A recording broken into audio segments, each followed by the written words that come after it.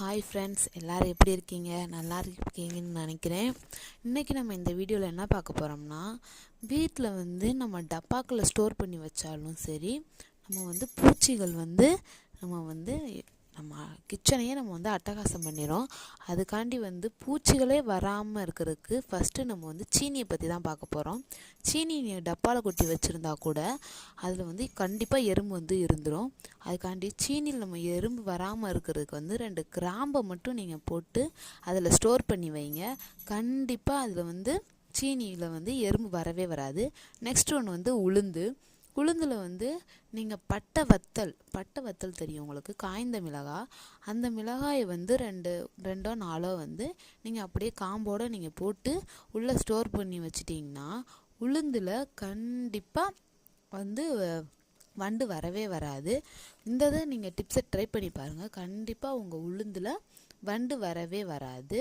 Next ஒன்று பார்த்தீங்கன்னா கோதுமை மாவில், பச்சரிசி மாவில், இந்த மாதிரி நம்ம மாவு வீட்டில் ஸ்டோர் பண்ணி வைப்போம். அதுலேயும் நம்மளுக்கு வண்டு பூச்சி அந்த மாதிரிலாம் வரும்.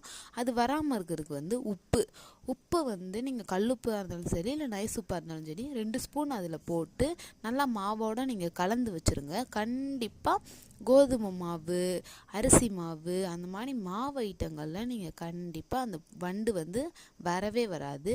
உப்பு வண்டுங்களுக்கு அந்த வாடையே நம்மளுக்கு பிடிக்கவே பிடிக்காது. அதுக்காண்டி வண்டுகள் மாவுகளில் சேராமல் இருக்கும். அதே மாதிரி நீங்கள் அந்த உப்பை கூட மிளகாய் பொடி அரைப்பீங்கள, வீட்டுக்கு மிளகாய் அரைப்பீங்களா, அந்த மிளகாய் பொடியில் கூட நீங்கள் உப்பு போட்டு வச்சுருக்கலாம். உப்பு போட்டு வைக்கிறனால மிளகாய்த்தூள் சீக்கிரமாகவே வண்டும் பிடிக்காது, நம்மளுக்கு நிறைய நாள் யூஸ்ஃபுல்லாக இருக்கும். ஃப்ரெண்ட்ஸ், இப்போ ஒரு டிப்ஸு உங்களுக்கு சொல்ல போகிறேன். இப்போ சாப்பாட்டில் உப்பு கூடிடுச்சுன்னா ஃப்ரெண்ட்ஸ், நீங்கள் உருளைக்கிழங்கை வேக வச்சு அதில் போட்டிங்கன்னா கண்டிப்பாக அந்த உருளைக்கிழங்கு சாப்பாட்டில் இருக்க உப்பை ஃபுல்லாக எடுத்துரும் ஃப்ரெண்ட்ஸ். இன்னொரு சீக்ரெட்டான டிப்ஸ் என்னன்னா ஃப்ரெண்ட்ஸ், நம்ம ஹாட் பாக்ஸில்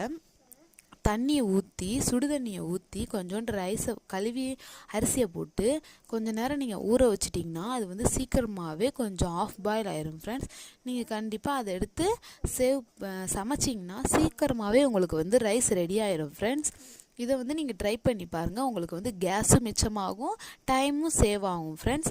இந்த வீடியோ உங்களுக்கு பிடிச்சிருந்தா மறக்காமல் என் சேனலை சப்ஸ்கிரைப் பண்ணுங்கள் ஃப்ரெண்ட்ஸ். இதே மாதிரி உங்களுக்கு தொடர்ந்து நிறைய டிப்ஸுகளை பற்றி சொல்கிறதுக்கு தான் நான் இருக்கேன் ஃப்ரெண்ட்ஸ். Thank you friends. இன்னொரு வீடியோவில் பார்ப்போம் ஃப்ரெண்ட்ஸ். பாய். தேங்க்யூ.